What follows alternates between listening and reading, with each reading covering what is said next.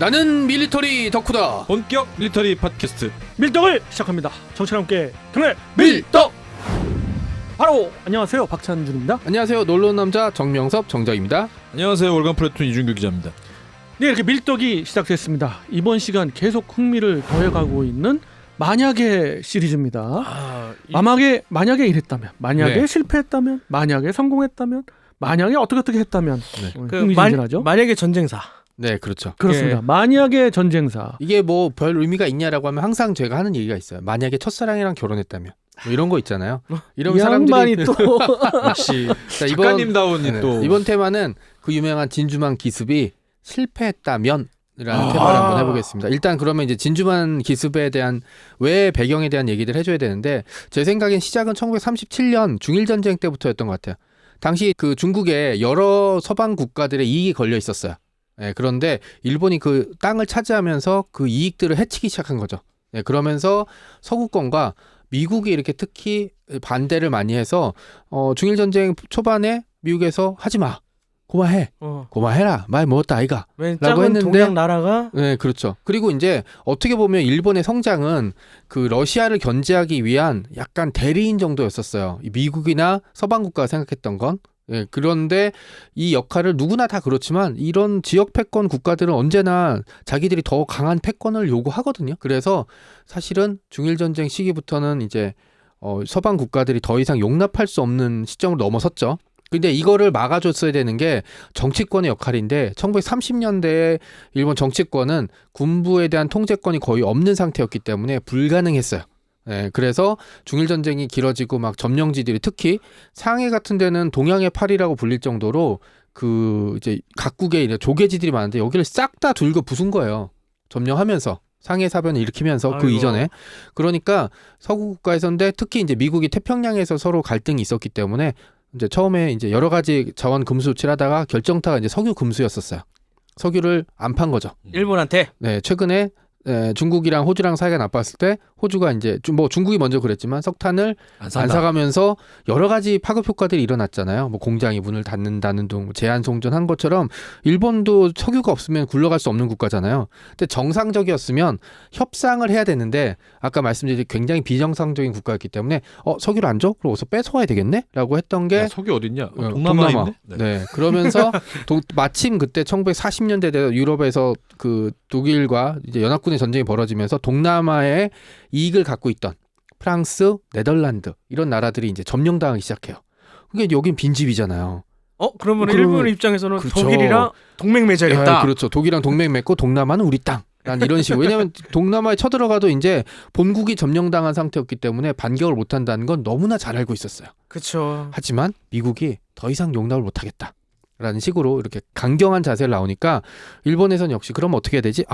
그래, 이 미국 놈들 싸대기를 맛깔나게 한 방 후려가 가서 얘들이 정신 못 차릴 때 우리가 싹 다 점령한 다음에 여기에서 자원 뽑아서 미네랄 뽑아서 막 가스 만들고 해서 싹 정리해서 미국이 정신 차려서 올 때 다시 한 방 매기든가 아니면 최소한 협상이라도 해야 되겠다라는 식의 생각을 정리했던 거예요. 그때 가장 대표적인 게 진주만 기습을 고안했던 야마모토 이소로쿠 제독이 사실 어떻게 보면 친미파거든요.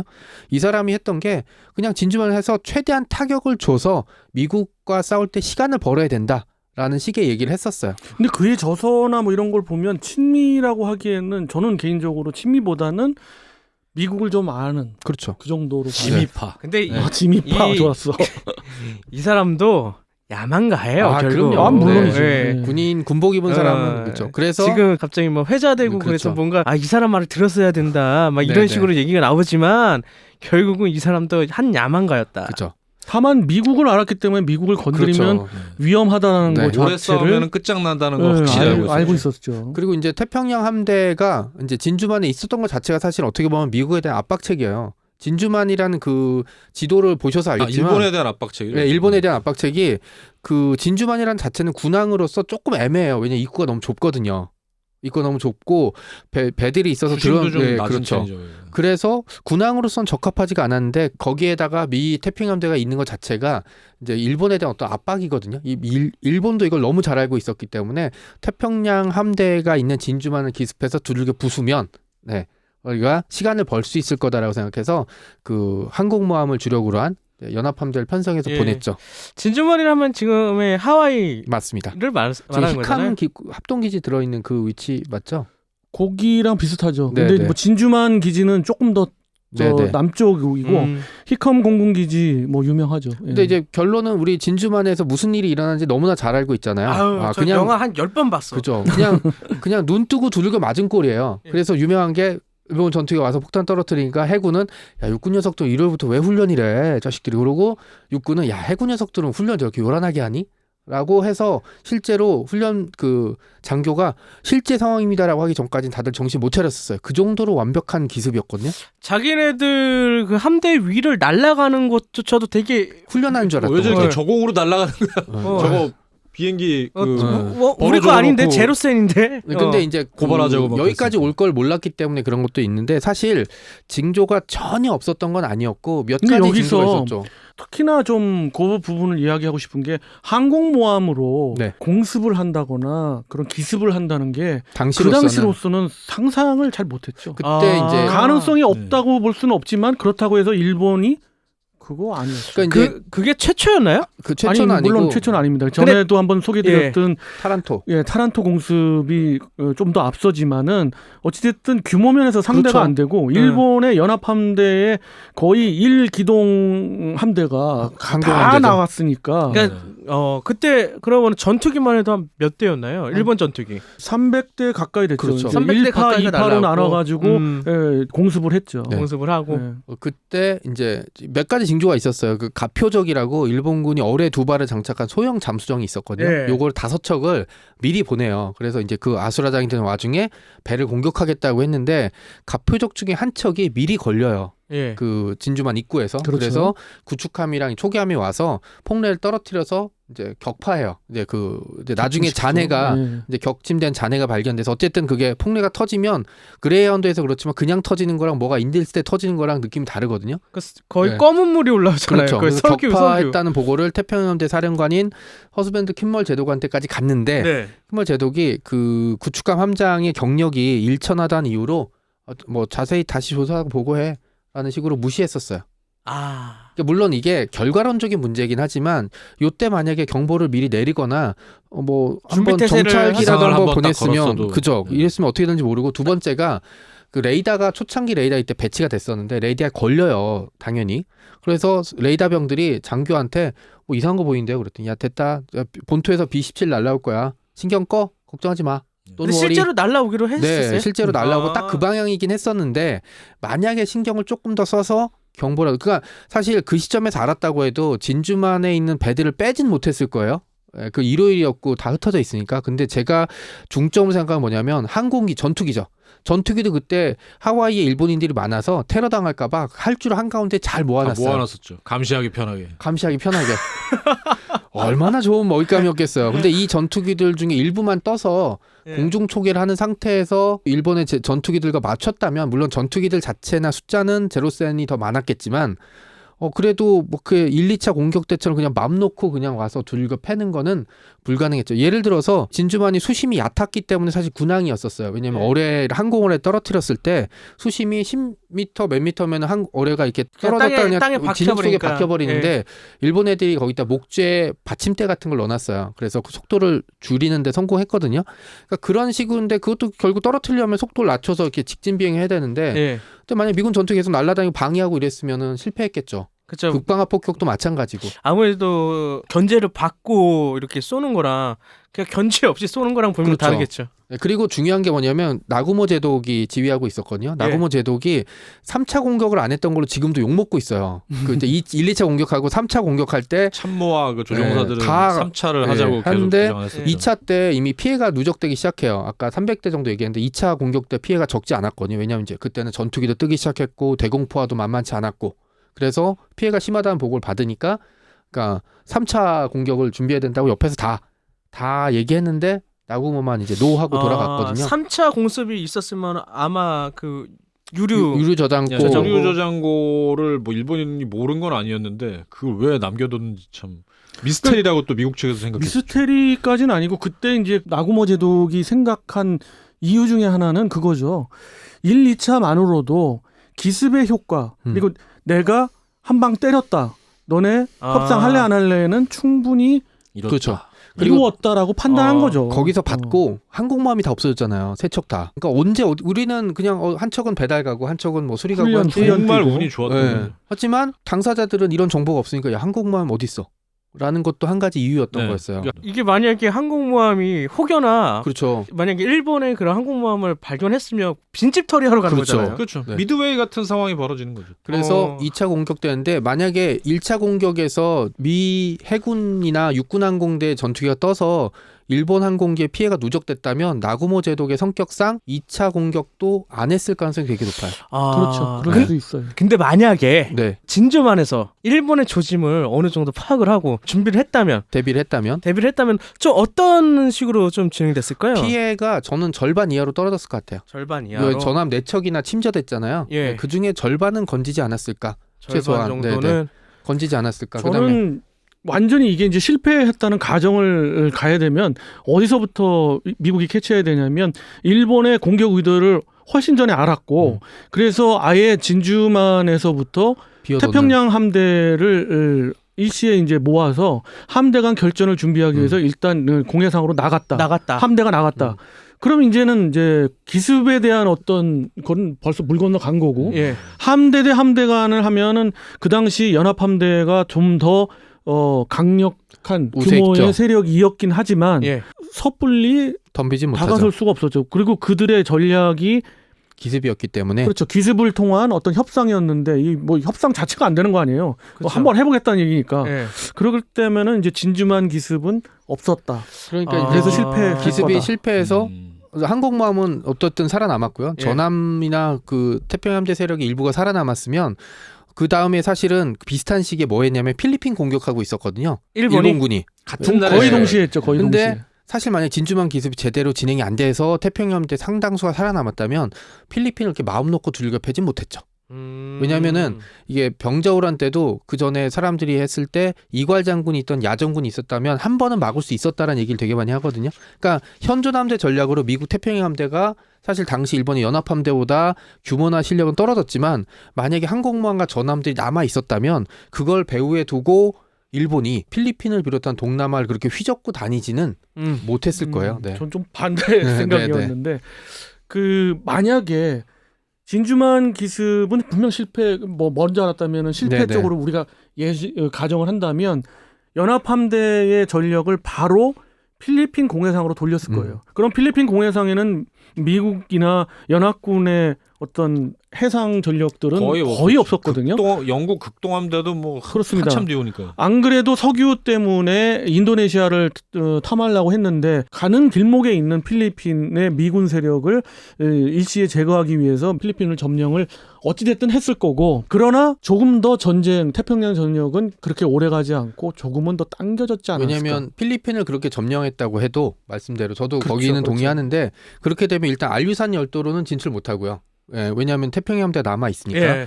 태평양 함대가 어디 있는지 계속 캐치를 못하면 그러면 이렇게 마음 놓고 연합 함대를 남쪽으로 멀리 보내지 못하죠. 호주까지도 못 보냈을 거예요. 그럴 수 있어요. 네, 그러니까 예. 전선이 굉장히 축소된 상태에서 태평양 전쟁이 본격적으로 시작이 됐을 거고요.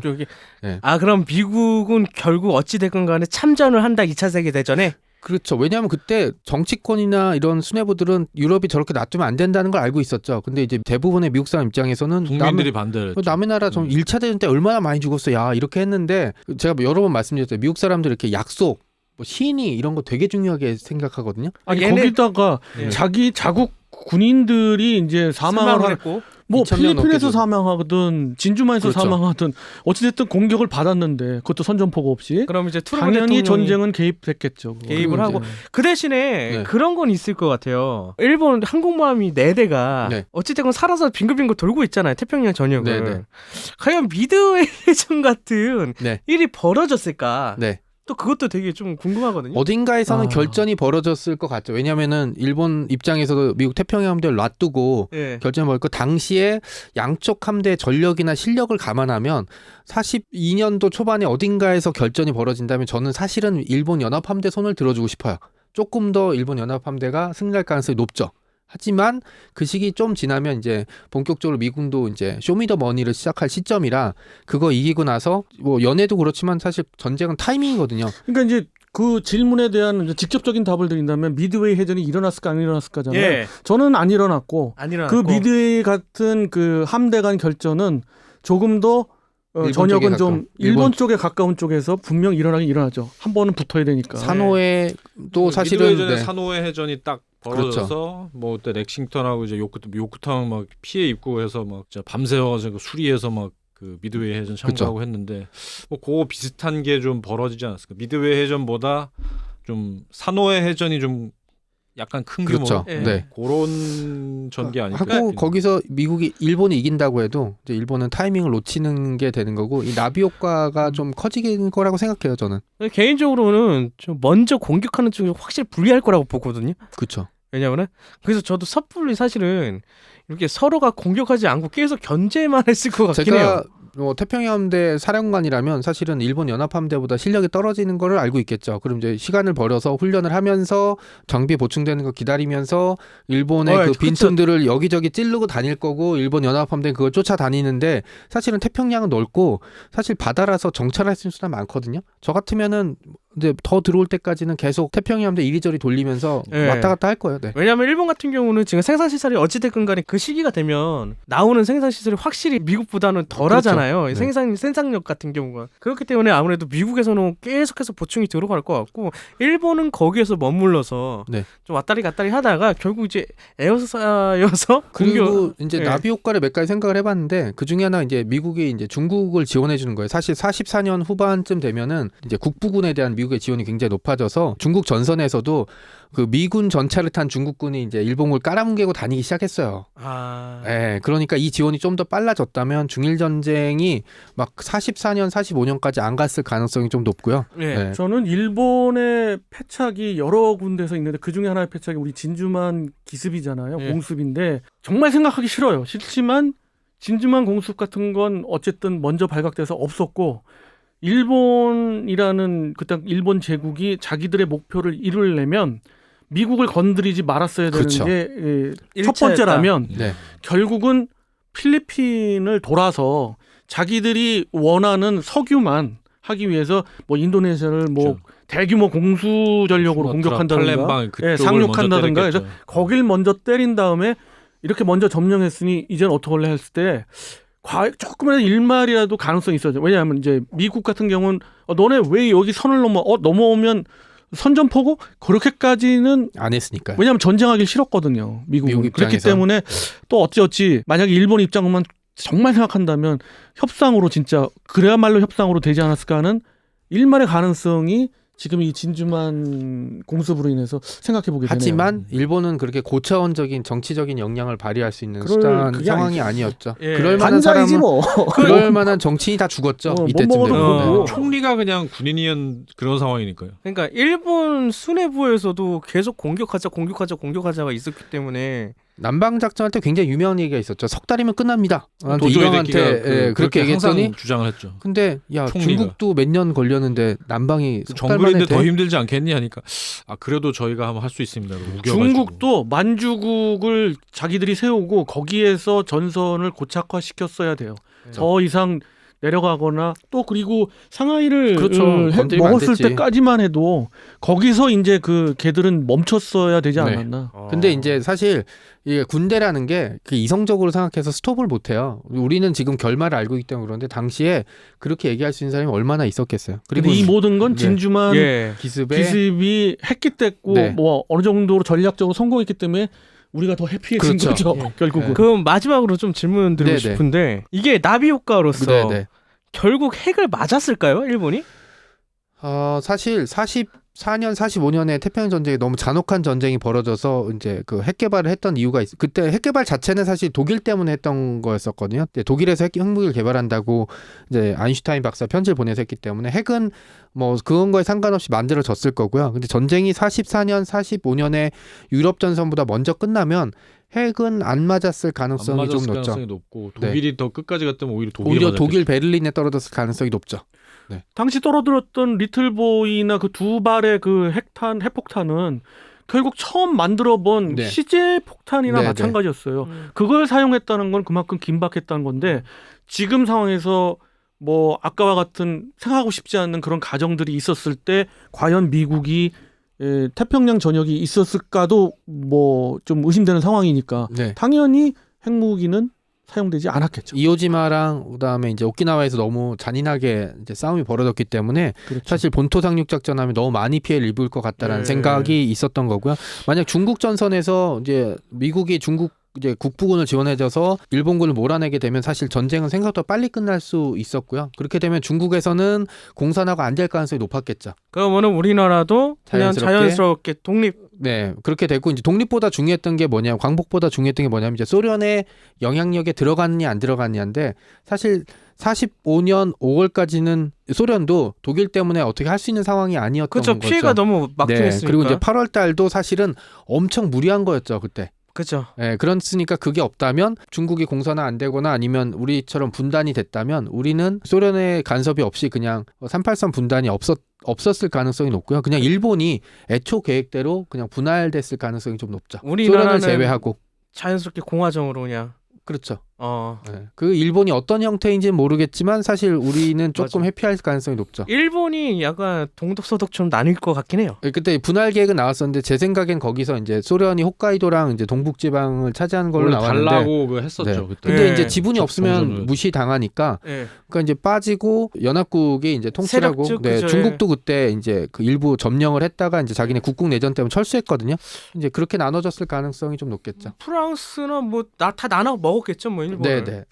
이번 만약의 전쟁사가 우리하고도 굉장한 연관이 있는 네, 사실 거라서 네, 그래서 네. 막 계산을 하다 보니까 사실 뭐 진주만 기습이 성포에도 뭐 그냥 미국이랑 태평양 전쟁이 좀 더 싸우겠네라고 생각하다 보니까 전쟁이 그러니까 뭐 한 반년이라도 빨리 막을 내리거나 아니면 그런 일본의 절대 방어선이 구축할 틈을 주지 않았다면 그렇다면은 우리에게 좀 더 해피한 일이 벌어지지 않았을까라는 네. 생각이 좀 들었죠. 뭐 가볍게 우리가 생각하지만 때론 진지하게 생각하는 그렇죠. 우리 네. 만약의 전쟁사에 이번 시간은 진주만 기습 공습이었는데 네, 네, 네. 솔직히 이거를 제가 보기엔 한 2-3시간 해도 그러니까 계속 네, 얘기 나올 수 있을 것 밤새도 같아요. 얘기해요. 우리는 저는 이제 개인적으로 이걸 보고서 느낀 바는 그래 정말 경계가 중요하구나. 그렇죠.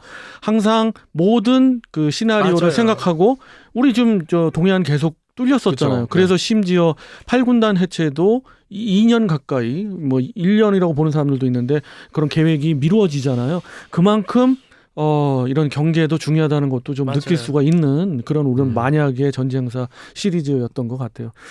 뭐 생각해 봤습니다마는 역시 또 우리하고 연관이 돼서 때로는 가볍지도 않은 진지한 그런 그렇죠. 또 생각도 하게 되네요. 네, 뭐 여러 가지 얘기들 이렇게 댓글로 남겨주시면 싸우지만 않으시면 돼요. 네. 개인 의견이 있으니까. 그렇죠. 네, 네. 아, 뭐 언젠 싸웠나요? 네, 개인 네. 의견을 네. 강하게 얘기하시는 얘기해 거죠. 주시고 의견을 뭐- 개진하시는 거고. 네, 좋은 이제 아이디어 있으면 다른 얘기해 거지 주시면- 틀린 게 아니다. 네, 그렇죠. 네, 네. 정 작가님 다음 만약의 전쟁사 너무 기대되고요. 다음 시간에 또 다른 만약의 전쟁사로 찾아뵙는 걸로 하고 이 시간 마치도록 하겠습니다. 청취자 여러분께 경례 밀떡